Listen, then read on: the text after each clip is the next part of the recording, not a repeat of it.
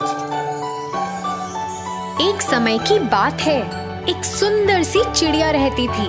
वो दाना और अनाज इकट्ठा करती थी जिससे खाना बना के खा सके। कुछ दिन बीते और उसके आस पड़ोस में दोस्ती हो गई। वहाँ एक मोर, कौवा, चूहा और एक बंदर था। फिर सारे जानवर बारी बारी से खाना और दाना इकट्ठा करते और फिर साथ में बनाते और उसे खाते भी थे। फिर एक दिन खाना इकट्ठा करने की बंदर की बारी आई। मैंने तो हर जगह ढूंढा, मुझे थोड़े से भी दाने नहीं मिले। मैं बहुत थक गया हूँ, बंदर ने कहा। बाकी जानवर बहुत भूखे और निराश थे। बंदर की बात सुनकर बंदर झट पेड़ पर चढ़ गया और फलों से अपना पेट भरने लगा। हर बार जब बंदर की बारी आती, वो कभी भी खाना ना ला पाता। उसके पास हर बार कोई ना कोई बहाना होता था। फिर वो वहाँ से भाग जाता था और सारे फल खा जाता था।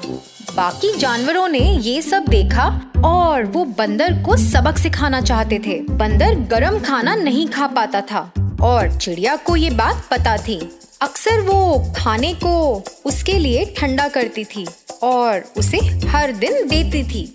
उसकी ऐसी हरकत देखने पर चिड़िया ने सोचा कि उसे सबक सिखाने के लिए उसे बस गरम खाना देना चाहिए।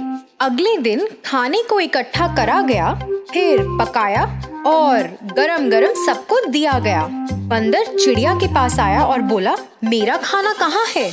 जाओ, वहाँ है, खा लो। चिड़िया बोली। जब बंदर ने खाना खाया, उसका मुंह जल गया और उसका चेहरा लाल हो गया। वो पानी पीने के लिए भागा जिससे ठंडा हो जाए। हर दिन सभी जानवरों ने बंदर को गरम खाना ही दिया और उसका ख्याल रखना छोड़ दिया।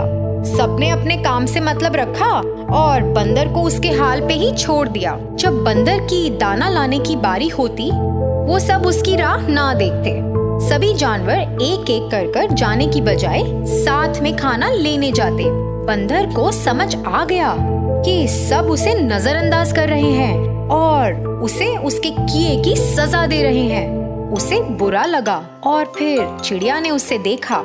चिड़िया बोली, हे दोस्त, तुम उदास क्यों हो? फिर बंदर ने कहा, मुझे माफ कर दो, मैंने कभी भी अनाज और दाना नहीं ढूंढा।